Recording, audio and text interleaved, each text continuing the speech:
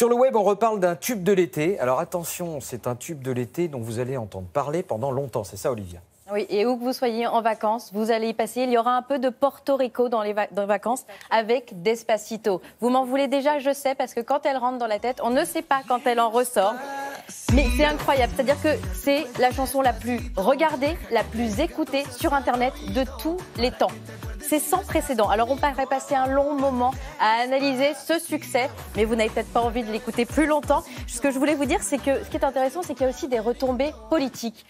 Au Venezuela, la chanson a été détournée par le président Nicolás Maduro qui a voulu faire la promotion des élections qui vont se tenir demain et qui sont très controversées dans le pays. Et donc il a détourné la chanson, l'air de rien, il s'est dit tiens, ça marche dans le monde entier, ça va faire parler de moi. Sauf qu'évidemment, ça a provoqué un tollé en Amérique du Sud où le président est évidemment très contesté. Les deux chanteurs portoricains, ils ont tout de suite réagi, ils ont vivement critiqué sa politique, ils ont qualifié de dictatoriale. Le seul point positif, finalement, c'est que l'exposition de ces artistes, elle a permis de placer le Venezuela au cœur des discussions sur la toile et peut-être à certaines personnes qui ne s'étaient pas du tout intéressées à la situation de s'y intéresser.